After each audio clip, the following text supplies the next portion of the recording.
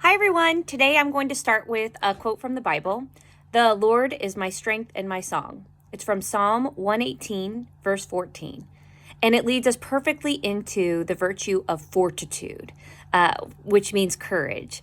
I have a hard time just saying fortitude nice because when I talk to the kids about it, we say fortitude, because when you have fortitude, you must be a superhero because you have courage.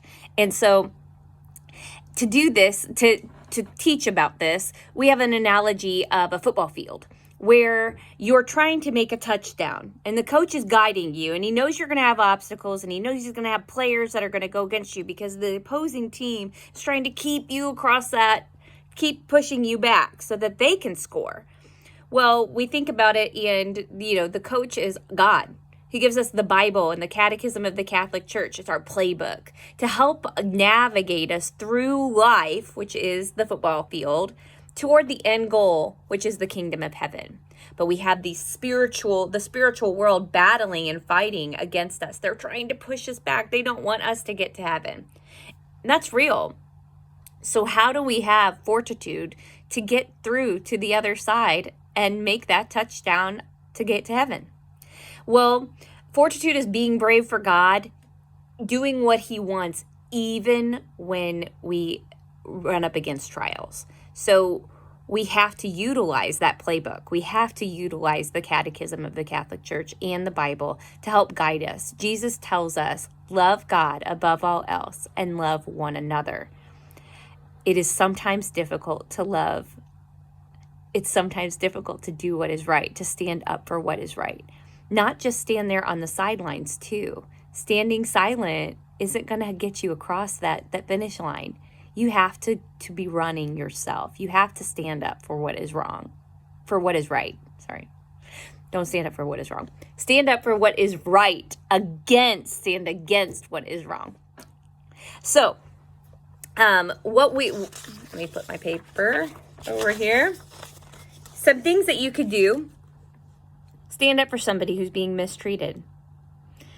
Make a list of things that frighten you.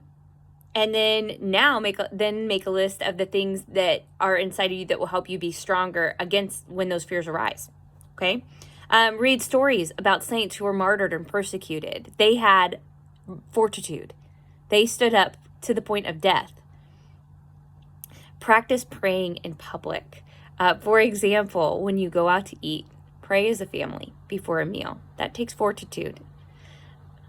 Find a Bible verse about fortitude and courage and memorize it. Try Psalm 118, verse 14. There you go. And so it's not supposed to be easy. Having courage isn't. My kids and I watched The Wizard of Oz, their first time watching it just a couple weeks ago.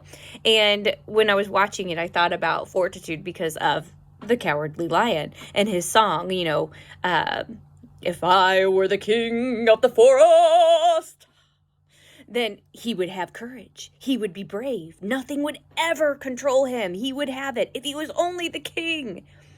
Well, eventually he finds out that the courage was inside of him.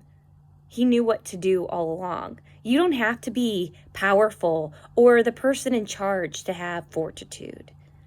It's inside of you. It is one of the gifts for that reason. If it's not something that comes naturally to you, then it's a gift of the Holy Spirit to strengthen it in you.